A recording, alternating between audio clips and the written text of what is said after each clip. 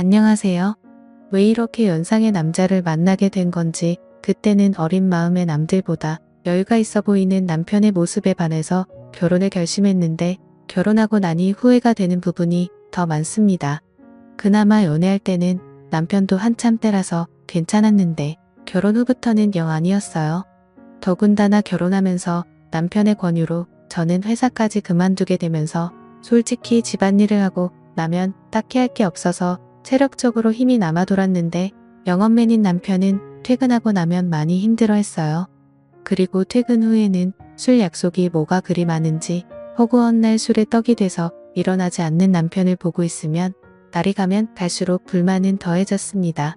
그나마 자녀 계획 때문에 결혼 2년 차까지는 남편과 저는 애를 많이 썼습니다. 하지만 아무 소식도 없어서 찾아간 병원에서 남편이 씨 없는 수박이라는 걸 알게 되어버렸고 그날 이후로는 그나마 주기적으로 하던 노력도 없어지고 말았죠. 남편은 아무런 생각이 없는 건지 제가 먼저 어떻게 해보려고 하면 가족끼리는 그런 거 하는 거 아니라면서 은근슬쩍 방으로 들어가고는 하더라고요. 아이도 못 가지는 상황까지 되고 나서 생각이 많아졌습니다. 정말 이럴 거면 회사는 왜 그만뒀는지 그리고 이렇게 나이 많고 체력도 좋지 않은 남자랑은 왜 결혼을 한 건지 후회가 되었어요. 사실 저는 회사 일을 정말 좋아했거든요. 결혼 전부터 남편이 결혼하고 나서는 여자는 집안 살림하면서 애를 키워야 한다는 말에 가스라이팅을 당해서 저도 모르게 회사를 그만두기는 했지만 저는 나름 제가 다니던 회사에 애착도 많이 있었습니다. 중소기업이긴 했지만 회사에서 남직원들보다 훨씬 더 일을 척척 잘해내는 제 모습이 너무 좋았고 여자라고 승진을 시켜주지는 않았지만 제게 기대를 걸어주는 사람들이 많았거든요. 심지어 부장님이나 부사장님까지도 저를 좋게 봐주셔서 저한테 이런저런 남자들을 소개를 시켜주거나 그런 일도 종종 있고는 했어요. 당시에는 남편과 연애를 하고 있었음에도 저는 그런 소개 자리를 거절하지는 않았습니다. 더욱더 안타까운 건 남편보다 조건이 좋은 남자들도 많았지만 그 당시에는 남편보다 저를 만족시켜주는 사람은 없었거든요. 그랬던 남자가 지금에 와서는 왜 저 모양 저 꼴이 된 건지 정말 밤마다 짜증이 납니다.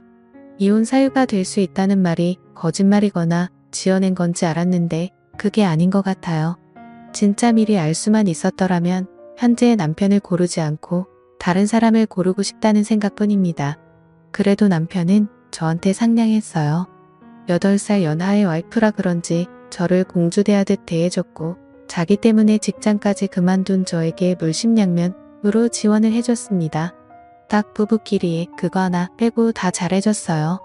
솔직히 이렇게 친절하거나 그러지라도 않았다면 아마 진작에 이혼을 했을 수도 있었겠네요. 말씀드렸다시피 저는 일 처리도 정확하고 배우는 것도 빠른 사람이었어요. 어차피 저는 전업주부로 평생을 살아야 할 팔자가 되어버렸는데 집에서만 있는 건 제게 정말 고역이었습니다. 계획적이고 손도 빠른 편이라서 집안일이 아무리 많아도 점심때가 되기도 전에 웬만한 건 다 끝내서 딱히 집에서 할 게 없었고 무료했어요. 그 시간을 활용해서 저를 위해 쓰면 더 좋은 삶을 살 수 있겠다고 스스로를 위안하면서 밀렸던 독서도 해보고 싶은 공부도 해봤지만 밀려오는 부족함은 채워지지가 않았어요. 우울증까지는 아니었지만 집에 돌아온 남편에게 투정도 많이 했지만 남편은 항상 피곤하다, 내일도 운전하면서 하루 종일 돌아다녀야 하기 때문에 체력을 비축해야 한다 하는 말도 안 되는 변명을 하면서 빠져나가기 바빴습니다. 그래서 저는 그때 당시에 집에 있으면서 살이 엄청 많이 찌게 되었습니다. 결혼 전에는 남편도 첫눈에 반하게 만들고 여기저기 직장 동료들한테 소개팅도 받아서 다니고 하면서 나름 남자여러 놀리던 미모가 있었는데 집에만 있고 외출을 하지 않으니 화장도 안 하게 되고 살이 많이 찌게 되면서 결혼하기 전에 입던 옷들은 사이즈가 맞지 않아 입지도 못하게 되고 점점 제가 매력이 없어지는 것 같았습니다. 그리고 제가 살이 많이 찌게 된 이후로는 자격지심 때문인지 모르겠는데 남편도 저를 더 피한다고 생각을 했어요. 자존감이 낮아질 대로 낮아져 있던 그때 재활용을 하는 날 분리수거를 하다가 아파트 단지에서 이웃을 한 명 만나게 됩니다. 처음 보는 여자였는데 나이는 저보다 어려 보였어요. 아주 옷이며 신발도 잔뜩 비싼 브랜드로 구매해서 나와가지고는 재활용 분리수거를 하고 있는 거 아니겠어요? 사실 처음에는 속으로 욕을 했어요. 어지간히 돈 자랑을 하고 싶나 보다 싶었거든요. 이 시간에 분리수거를 하러 나온 걸 보니 저처럼 전업주부인 것 같은데 집에만 있으면서 저렇게 차려입고 다닐 필요가 있나 싶었거든요. 저랑 거의 똑같은 타이밍에 나왔는데도 불구하고 경비 아저씨가 저는 본체 만체도 안 하고 그 여자만 도와주는 것도 굉장히 기분이 나빴습니다. 아마 낮아진 제 자존감 때문이겠지요. 그런데 그때쯤부터 느낀 건데 분리수거를 하는 날마다 저랑 같은 시간에 나오는 것 아니겠어요? 그런데 나올 때마다 입고 있는 옷이며 신발이면 매번 다른 걸 입고 나오는 겁니다. 아무튼 그때부터 저는 그 여자와 안면을 트게 되었고 그냥 인사 정도만 나누는 사이가 되었어요. 하루는 집 근처에 있는 마트에서 장을 보고 나오는 길이었습니다. 장바구니가 3개가 꽉 찰 정도로 장을 많이 본 날이었어요. 하나는 어깨에 들쳐업고 양손 하나씩 무거운 장바구니를 들고 집으로 돌아가려는데 누가 차 경적을 울리더라고요.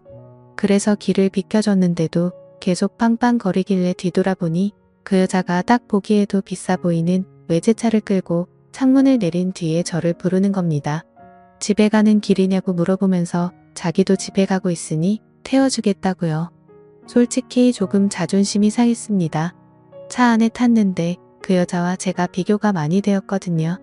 삐까 번쩍한 외제차에 그 외제차만큼 고급져 보이는 명품들 풀 메이크업을 하고 머리까지 윤기가 철철 흐르더군요. 그에 비해 저는 그냥 누가 봐도 동네 아줌마 같아 보이는 평범한 복장에 슬리퍼를 신고 있었고 머리는 그냥 관리하기 편하게 적당히 촌스러운 파마를 하고 있었으니 말이죠. 괜히 차를 얻어 탔나 싶었습니다. 그리고 저는 제가 솔직히 그 여자가 그렇게 자기의 재력과 아름다움을 뽐내면서 자존감을 채우는데 이용된 희생양이라고 생각했어요. 정말 짧은 시간이었는데 5만 가지 생각이 다 들더라고요.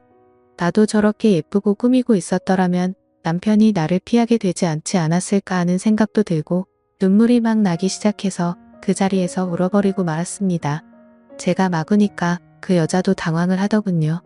왜 우냐고 하면서 저를 달래줬어요.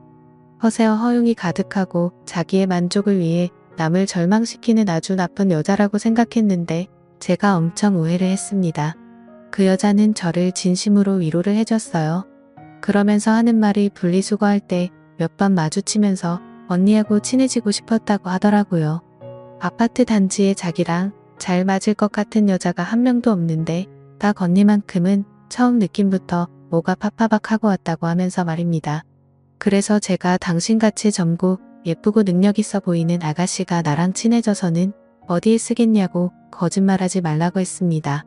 그랬더니 그녀가 하는 말이 언니가 꾸미지를 않아서 그렇지 자기가 봤을 때는 언니가 자기보다 훨씬 예쁠 거라고 하면서 저를 추켜 세워주더군요. 그 여자가 하는 말이 100% 진심이라고 생각하지는 않았지만 또 위로를 받고 나니 기분이 썩 나쁘지가 않았네요. 그때부터 이 여자하고는 친하게 지냈습니다. 이 여자도 제가 예상한 대로 전업주부의 삶을 살고 있었고 매일같이 집에서만 보내는 게 무료한데 자기 남편이 워낙에 의심이 많아서 자기가 혼자 다니는 걸 원하지 않아 했다고 하네요. 그래서 그 여자는 그 여자 나름대로 같은 아파트에 사는 이웃 중에 자기와 잘 맞을 것 같은 사람을 찾아다녔던 겁니다. 그리고 그 여자는 저를 발견한 거고요. 안목이 있는 여자라는 생각이 들었어요. 제가 그 당시에 꾸미는 것도 포기하고 살도 많이 쪄 있는 상황이었지만 왕년에는 엄청 잘 나갔었다는 거를 본능적으로 눈치를 채고 있었던 거잖아요. 아무튼 제 인생은 그 여자를 만나면서 급박하게 변하게 되었습니다. 그 여자를 따라다니면서 동네에 있는 헬스장도 다니고 요가도 배우고 관리도 받으며 잃어버린 저의 미모를 다시 되찾기 시작했어요. 적당히 관리하기 편한 꼽을 머리도 그만두고 미용실에 가서 관리도 받아보고 옷도 후줄근해져서 목이 늘어난 티셔츠는 다 가져다 버리고 그 여자만큼 비싼 브랜드 옷을 사지는 못했지만 적당히 괜찮은 옷들로 제 옷장을 다시 채워나갔습니다. 그리고 제가 관리를 받으며 살이 빠지기 시작한 그때 드디어 각방을 쓰던 남편도 혼자 자니까 너무 춥다며 방으로 돌아왔습니다. 남편이 다시 저를 여자로 봐주면 기쁠 거라고 생각했는데 하나도 기쁘지가 않았습니다. 느릿느릿한 거북이인 저와 결승점까지 전력 질주를 하는 토끼 같은 남편이었거든요. 동화 속 토끼는 결승점에 다다르기 전에 잠깐 쉬었다라도 가지. 결승점까지 혼자 전력 질주를 해버리니 느릿느릿한 거북이는 결승점까지 한참 남았는데도 그 차이가 너무 커져버리니 혼자 꾸역꾸역 끝까지 가는 것보다 그냥 경기를 포기하게 되더라고요. 그날 이후로 제 옆으로 돌아오려는 남편이 정말 꼴보기가 싫었어요. 그래서 코를 고는 소리가 너무 시끄러워서 잠을 못 자겠다고 다시 혼자 쓰던 방으로 돌려보내버렸습니다. 그 이야기를 같이 다니게 된 그 여자에게 했더니 100번 1000번 잘한 거라고 하면서 언니가 빨리 자존감을 찾은 것 같아 다행이라며 제 편을 들어줬습니다.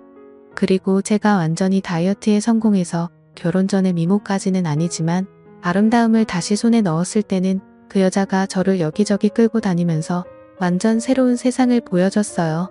30대 초반과 중반의 여자였고 결혼한 사람들이었지만 세상은 정말 넓고 저희를 찾아주는 곳은 엄청나게 많더라고요. 골프도 치러 다니고 어디 공기 좋은 곳에서 외식을 하러 다니고 했습니다. 돈 한 푼 내지 않아도 알아서 다 계산해 주니까 좋았어요. 남편이 아니어도 저를 배려해주는 남자들은 지천에 깔려 있었고 왜 내가 이런 세상을 모르고 살았나 혼자서 전전긍긍했던 지난 몇 년간이 참 후회가 되었습니다. 그러다 그 여자가 언젠가 저를 불러서 이제 한동안은 못 보고 지낼 것 같다는 소식을 전해왔습니다. 사실 그 여자는 얼마 전에 이혼을 해서 돌싱이 되었다고 합니다. 남편이 제법 벌이가 괜찮아서 호의호식을 하고 있는 걸로 알았는데 말이죠. 그래서 그녀에게 앞으로 어떻게 할 거냐고 물어봤어요. 저는 사실 이 여자가 여기저기 막 구르고 다녀서 이혼을 당한 거라고 생각했거든요. 그런데 그게 아니었습니다. 그녀가 남편을 차버린 거였어요. 어떻게 할 거냐 하는 건 쓸데없는 걱정이었던 거죠. 왜냐하면 그녀는 그동안 집에 있으면서 코인을 해서 앞으로의 인생에 남편이 필요 없어질 만큼 큰 돈을 벌게 되었다는 거예요. 지금 사는 아파트는 남편 명의로 해주고 재산 분할을 또 따로 받기로 했답니다. 저랑 떨어지게 된 건 아쉽지만 자기도 좀 더 놀기 좋아하는 사람들 많고 할 거 많고 놀기 편한 동네로 이사를 갈 계획이라고 하는 겁니다. 막상 저를 여기저기 데리고 다니던 그녀와 더 이상 같이 놀지 못하게 된다니 많이 아쉬웠습니다. 이제 막 저는 다시 제 인생을 찾은 느낌이었는데 다시 또 혼자가 돼버린다는 느낌이 들었어요. 그 여자가 없으면 차도 없고 운전도 할 줄 모르는 제가 어떻게 어디를 놀러 다니겠나 싶었습니다. 그렇다고 그녀가 집도 남편한테 넘기고 이사를 가는데 저 하나 때문에 그걸 포기하진 않겠다 생각했죠. 그렇게 그녀는 제 인생을 송두리째 바꿔버리고는 새로운 삶을 찾아 떠나버리고 말았어요. 남편이 출근해 있는 주중에는 정말 매일같이 놀러 다녔는데 너무나도 아쉬웠습니다. 그리고 그렇게 같이 놀러 다닐 사람이 없으니 저도 기껏 관리받으러 다니던 운동도 손을 놓게 되고 그렇게 다시 살이 찌기 시작한 거예요. 그러다 이렇게 되면 안 되겠다는 생각이 들었습니다. 그리고 그 여자처럼 자주적으로 살고 싶어졌어요. 투자 같은 건 전혀 모르지만 제가 같이 놀면서 느낀 바 그 여자가 그렇게 썩 머리가 좋아 보이지는 않았는데 코인으로 돈을 벌었다니 저는 일한 경험도 있고 능력이 있던 사람이니 제가 코인을 시작하면 그녀보다 더 큰 돈을 벌 수 있지 않을까 하는 자신감이 생겼어요. 제가 돈을 벌게 되면 남편 때문에 포기해야 했던 제 인생을 다시 시작할 수 있다고 생각했습니다. 그 돈으로 차를 사고 운전을 배우고 하면 저 혼자서 못 놀러 다닐 것도 없다고 생각했고 차가 생기면 이사를 가버린 그 여자를 만나서 예전처럼 둘이 같이 다녀도 되는 게 아니겠나 하는 생각이 들었어요. 다만 제가 코인을 시작하기에는 커다란 문제가 있었습니다. 제가 전업주부를 하면서 실질적으로 돈을 벌어오는 남편이 경제권을 가지고 있었고 저는 그때그때 생활비를 타서 썼기 때문이에요. 코인을 하려면 자본금이 필요할 텐데 남편에게 이야기하지 않고 사는 그 자본금을 만들 방법이 없었던 상황입니다.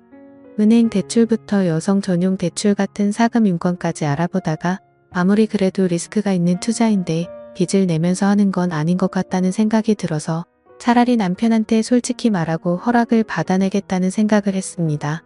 말씀드렸다시피 제 부탁을 썩 잘 들어주던 사람이었기 때문에 적어도 거절은 하지 않을 거라는 확신이 생겼고 제 예상대로 남편은 제 생각이 그렇다면 한번 해보라고 1,000만 원을 저에게 건네주었어요. 그리고 그날은 웬일로 자기가 코를 안 골 테니 같은 방에서 자도 되냐고 하기에 그렇게 하라고 했습니다. 내 털끝 하나 건드리지 않는 조건을 걸었더니 심통이 나서 그냥 혼자 자겠다고 방으로 가더군요. 인터넷으로 여러 사람들이 어디에 투자했네 하는 정보들을 모아가지고 시작을 하게 되었는데 남편이 저에게 준 1,000만 원이 일주일도 되지 않는 사이에 100만 원도 남지 않게 되었습니다. 처음이라 제가 실수를 했고 그만큼 돈을 잃고 나니 그 바닥이 어떻게 돌아가는지 한눈에 알겠더라고요. 그래서 그날에는 남편을 꼬드겨서 돈을 더 받아냈습니다. 저도 코인으로 떼돈을 벌어서 그 여자처럼 자주적인 삶을 살아갈 거라고 생각했거든요. 그런데 다음 날 남편이 퇴근을 했는데 혼자 오지 않았습니다. 회사에서 알던 동생이라고 하면서 후배를 소개시켜 주더군요. 남편이 하는 말이 이 후배가 코인으로 대박을 내가지고 회사를 그만둔 사람이라고 합니다. 원래는 지금도 돈 굴리느라 바빠서 오지도 못할 사람인데 남편이 저를 위해서 특별히 부탁을 해서 데려왔다고 하더라고요. 어떻게 투자를 하고 치고 빠지는지 저에게 가르침을 주려고 말이죠. 제가 그런 거 필요 없다고 나 혼자서도 알아서 잘할 수 있다고 했더니 남편은 그래도 일주일 전에 준 1,000만 원을 다 날려먹지 않았냐고 하면서 아픈 곳을 찌르더라고요. 앞으로 벌 돈이 얼마인데 그 정도는 내 경험비로 들어갔다 치면 되는 거 아니냐고 했더니 그 후배라는 사람이 그렇게 이쪽 일을 쉽게 봤다가 거지가 되는 거 순식간이라고 하면서 자기도 확신이 있는 게 아니기 때문에 투자 종목을 알려줄 수는 없지만 그래도 도움은 될 테니 한번 자기 이야기를 드러나 보라는 거예요. 내가 알아서 한다는데 왜 자꾸 그러냐면서 성질을 부리니 그러면 남편이 데려온 후배가 하는 말이 그러면 어떤 방식으로 제가 투자를 하고 있는지 자기가 지켜만 보겠다며 1시간 동안 제가 하고 싶은 대로 돈을 굴려보랍니다. 그래서 제가 1시간 동안 20% 이상의 수익을 내면 자기 도움 없이도 잘할 수 있는 사람이라고 생각하고 감나라 배나라 하지 않겠다고 그냥 돌아가겠다고 하는 겁니다. 그래프를 분 단위로 쪼개서 분석을 하며 저도 제 나름대로 이것저것에 분산해 가면서 투자를 했어요. 20분도 안 돼서 제가 투자한 것들이 올라가기 시작했습니다. 20%가 아니라 40%에 가까운 수익률을 내기 시작했습니다. 제가 이렇게 잘하는데 남의 도움이 뭐가 필요하겠냐고 돈 버는 거 보이지 않냐고 하고 그 사람한테 이만 돌아가라고 했어요. 그랬더니 1시간 동안 지켜본다고 하지 않았느냐고 하면서 약속한 시간만큼은 보고 가겠다 하는 거예요. 그러고는 하는 말이 자기였으면 그만 돈을 빼겠다고 하는 겁니다. 돈을 잘 벌었다더니 번 사람 맞냐고 물 들어올 땐 노를 저어야 하지 않겠냐고 저는 순식간에 불어난 돈으로 다시 또 다른 곳에 투자를 하며 치고 빠지기를 시작했어요. 오르락 내리락 했지만 처음에는 나름 수익률을 내고 있는 것 같았습니다. 그런데 1시간이 다 되었을 때는 제가 투자한 것들이 내려가기 시작하면서 그렇게 30분을 더 돈을 굴려봤는데 남편이 새로 건네준 또 다른 1,000만 원이 결국엔 또다시 반토막이 나버려서 100만 원도 남지 않게 돼버렸어요. 남편 후배가 말하기를 저한테 가르쳐 줄 건 코인으로 돈을 버는 방법이 아니라 투자 같은 건 영 소질이 없어 보이니 그만두게 하는 것이 제일 좋겠다고 하는 겁니다. 아까 제가 40% 수익을 냈을 때 그때 손을 털고 일어났거나 그때부터 원금을 보존해두고 수익을 낸 부분만 가지고 돈을 굴려야지 저같이 감으로 투자하는 사람들이 빈털털이 되기 딱 좋다고 말하며 자리에서 일어나더라고요. 남편이 보는 앞에서 1시간 만에 또 절반의 돈을 잃으니 남편도 이제는 더 이상 투자하라고 돈을 내어줄 수 없다고 난색을 표했습니다. 대신 남아있는 돈은 제가 자유롭게 써도 된다고만 해줬을 뿐이에요. 그날 이후로 지금은 객기 부리지 않고 차근차근히 배워나가고 있습니다. 사실 남편 모르게 그날 데리고 온 남편의 후배가 운영하고 있는 투자 사무실로 출근을 하고 있어요. 사무실이랄 것도 없이 그냥 혼자 사는 방 같은 곳입니다. 거기서 저는 제 나름의 비용을 내며 투자하는 방법을 배우고 있어요.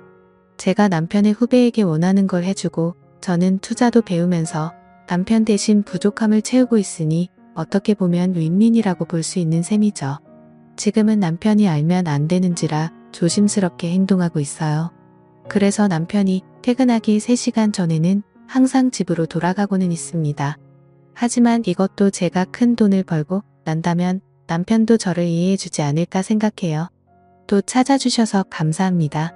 사연을 읽고 재밌으셨다면 좋아요, 구독, 댓글 부탁드립니다. 감사합니다.